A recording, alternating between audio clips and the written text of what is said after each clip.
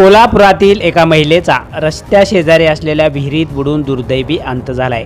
ही महिला दुचाकी चालवताना फक्त डोळ्यात कचरा गेल्याचं निमित्त झालं आणि तिचा तोल गेला। याच वेळी काळाने घाव घालत या महिलेला आपला पती आणि मुलांपासून दूर केलं। कोल्हापूरच्या करवीर तालुक्यातील दर्याचे वडगाव येथे ही दुर्मिळ घटना घडली। दर्याचे वडगाव येथे रविवारी रात्री सुमारे 8 वाजता घडलेल्या या दुर्दैवी अपघातानं संपूर्ण गाव हादरले। मयुरी बेनके वय वर्ष 30 यांची तब्येत बरी नसल्याने त्या रविवारी रात्री घरातून निघाल्या होत्या।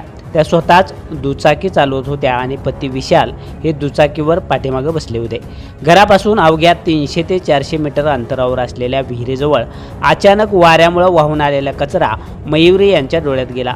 यामुळे त्यांच्या दुचाकीवरील ताबा क्षणार्धात सुटला आणि दोघंही पती पत्नी थेट दुचाकीसह विहिरीत कोसळले। विहीर खोल असल्यामुळं तसेच रात्रीच्या अंधारात अस्पष्ट दिसत असल्यानं विशाल यांच्यासाठी पत्नीला वाचवणं अशक्य ठरलं। त्यांनी तातडीनं विहिरीतून बाहेर येऊन आरडाओरडा करून जवळच असणाऱ्या घराकडे धाव घेतली आणि घटना गावकऱ्यांना कळवली।